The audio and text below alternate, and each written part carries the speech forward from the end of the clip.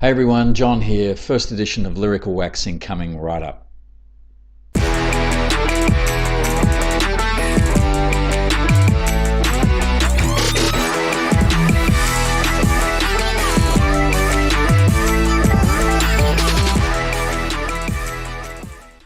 First up, what's all this first pressing malarkey? So once you get into vinyl records and you start doing a little research, it becomes pretty quickly evident that some pressings are valued more than others.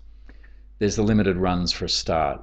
If you've collected anything in your life before, you'll know about restricted availability being the shortcut to paying higher prices, generally for just about anything, right? And then there's the variant offerings, coloured vinyls, splatter wax, deluxe audiophile editions, and goodies included in box sets, and so on and so forth, in every imaginable combination. But what are first pressings, and why do they sometimes command such a premium on price? Why would you pay $28 for a recent repressing or $50 for something older in a vintage old cover? A couple of definitions first. A first pressing is made by the band or artist for that single EP or album that they're releasing of the vinyl record in that particular country. So you can have first pressings from the United States, the UK, of course Australia. Each of these countries are producing different pressings of a particular record for their particular markets. So later pressings of these records are then known as second, third, or whatever subsequent later pressing might be, fourth, fifth, etc. So some vinyl albums like Fleetwood Mac's ever popular Rumours will have many pressings in many different countries, and some lesser records will have only perhaps one in just a few territories. And of course then there's going to be even less popular records with just one pressing in that particular town.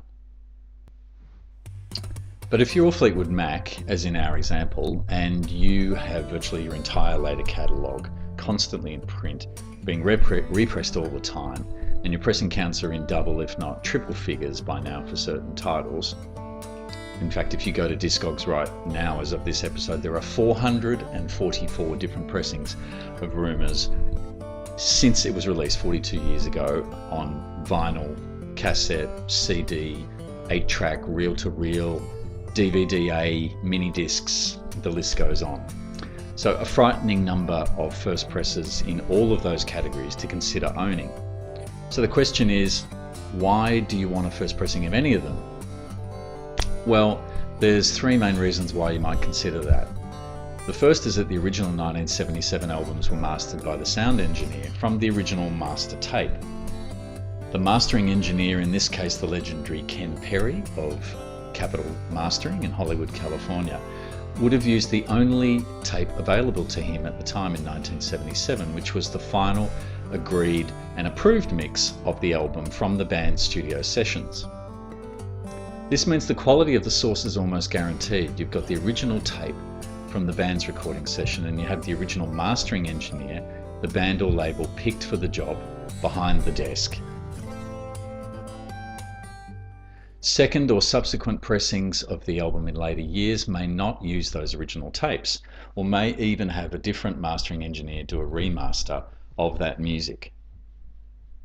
In other countries, the pressings may be from different masterings entirely, as is often the case here in Australia, of course. We'll get to the complex and absolutely fascinating subject of masterings in a future episode. Suffice to say, it's the perception popularly held that whoever did the original first pressing master may well have done a superior job than any subsequent mastering efforts, considering that they had access to an original fresh source tape and that special feeling the engineer had with working with the band themselves, which just can't be discounted. The second reason you might favour a first pressing is linked to the idea around first stampers. Stampers are what the vinyl pressing factory used to press the vinyl itself from the metal parts, the metal lacquers. In a complex series of processes which we'll cover in depth in a future episode, the first stamper is made from the lacquer, forming a mother press. These stampers, used in these giant steam-driven hydraulic record pressing machines, have a limited life once in use. It's generally thought that degradation begins around the 1000 pressing mark, and that by the 10,000th press, The stampers are exhausted and should be replaced. Now, if you're only pressing 5,000 copies total of a record, that's not going to be an issue. But what if you're pressing several million, as in the case of the perennial favourite Rumours? You're going to need a machine with a lot of stampers, and each one of them have the potential to be further away from the original tape sound. So generally, the closer one can get to the early mother press, it's thought the better quality your final wax pressing is going to sound. And this goes for the potential reissues and remastered copies as well, of course, but this gets confusing fast. So let's just say the closer you can get to an original master tape and the original master press, that first press, the better that original sound is going to be carried. So that's the second potential reason first pressings are coveted. Third and last though, there's the collectability factor.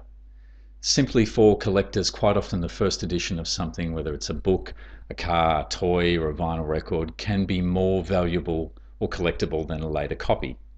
Whether there's a nostalgia factor or just to hold something original and really old, having first pressings of an album is often seen as being desirable by collectors. First pressings remain a holy grail for some in the record collecting community. How they are mastered, who mastered them, and how these original collectible records were pressed are all topics we'll cover in a future episode. For now, thanks for watching. Leave any thoughts that you have below, and we'll see you next time on Lyrical Waxing.